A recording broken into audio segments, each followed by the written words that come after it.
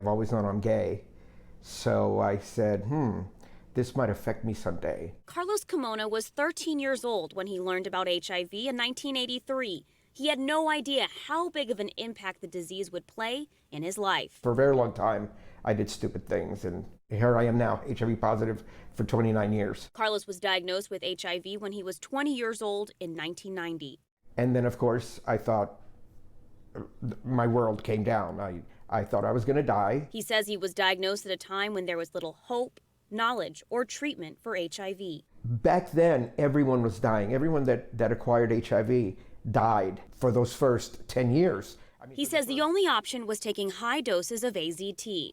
It's a drug that Carlos calls toxic. He says he took it for 2 weeks and stopped because it made him feel sick. Sometimes even it was worse to take the AZT than having the HIV. For 7 years, Carlos lived thinking every day could be his last, knowing his HIV could become AIDS if his immune system was ever compromised. Then in 1997, the antiretroviral therapy pills that make HIV undetectable and untransmittable were introduced. The pills gave Carlos and millions of people with HIV hope. Like I could breathe? Yeah. But that was just the start of his journey with the disease. Carlos's partner, Kimberly, was also HIV positive. They started dating in 1990. Kimberly wasn't as fortunate as Carlos during those 7 years before the antiviral drugs came out. His HIV progressed into AIDS. But the last 2 years, he just totally wasted away.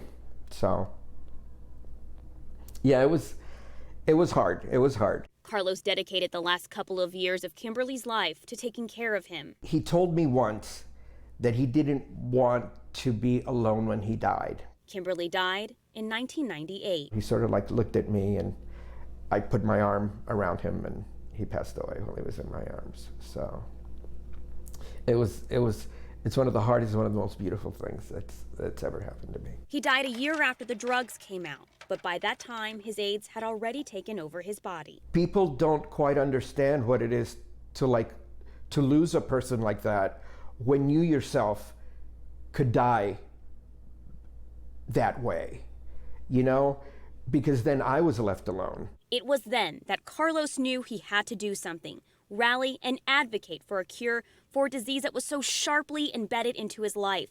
For many years, Carlos also suffered from drug and alcohol addiction.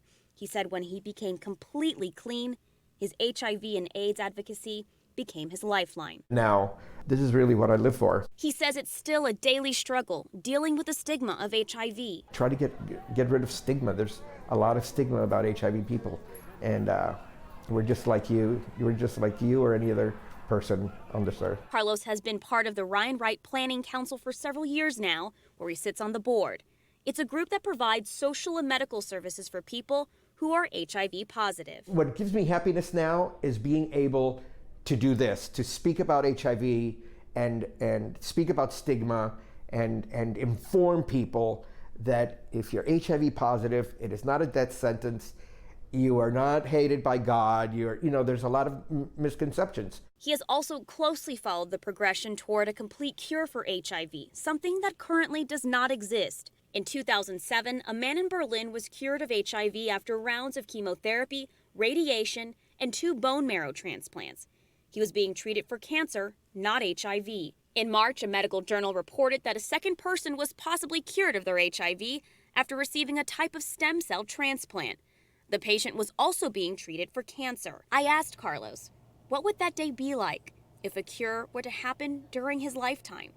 Sarah, I've never really thought about that. Isn't that funny? But knowing that a cure could be within reach is something that Carlos says would be bittersweet. Of course, it'll make me feel ecstatic, but I will still think about the millions of people that died because of this disease.